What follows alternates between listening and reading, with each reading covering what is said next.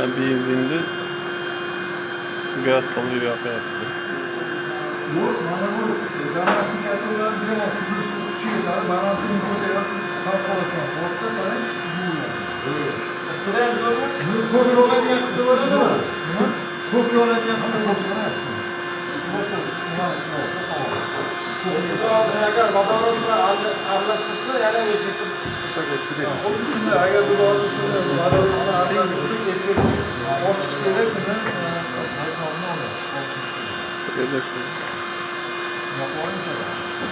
Yani ko'p tomonlama bu yonayotgan odamlar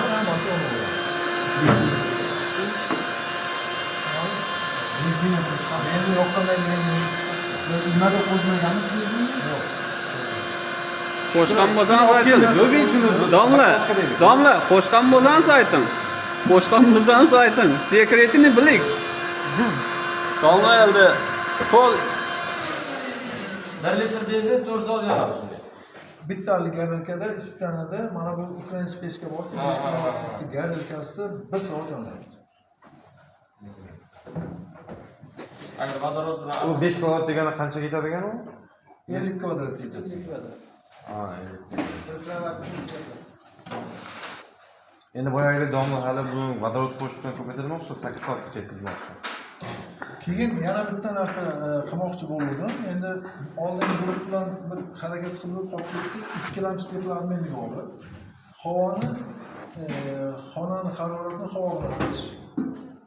Kam nima bilan, ya'ni kichkina bitta garelka qo'yiladi. Mana garelkaning ikkitasi bilan.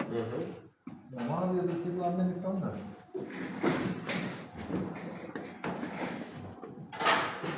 Mana bu kichkina teplarmenik uchun. Shuni qizdiramiz, bunun ichida suyuq solamiz, ya'ni antifriz solamiz. Ikkinchi teplarmenligimiz bu kattaroq teplarmenlik. Unda lops bo'ladi. 4 ta xona bo'lsa yoki 3 ta xona bo'lsa 3 ta lops qo'yiladi. Har bitta xonaga alohida olib ketiladi. Xonadan isigandan keyin havoni yana so'rib, ana shu teplarmenlik orqasidan beramiz. Bu degani tashqaridan sovuq havoni olmaydida, uy ichida issiq havoni oladi. O'zini havoni sirkulyatsiya. O'zini sirkulyatsiya qilamiz, effekt juda yaxshi bo'ladi. Sizga havoni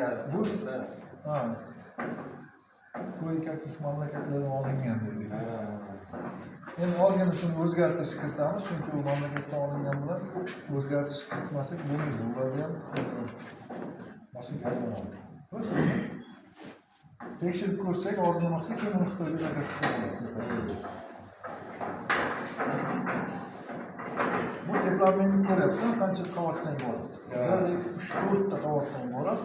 Harakati juda ham nima? Bitta sirkulyatsion nasos kichkina qo'yiladi. Shuning uchun aytganim, bitta mayda sirkulyatsion nasos qo'yibsiz. Endi baribir ko'pincha sizni yordamga kelib qolar shu narsalar. Tanishlik bor. Bitta katta nimani ko'rdik, 220 ming edi. O'sha teplarmenlik bilan. Hay garajga bor. Shuni nima qilsak? Effekt olishga foyda beradigan xizmat. Yangicha g'oya bo'ladi. Javob. Alaykum assalom.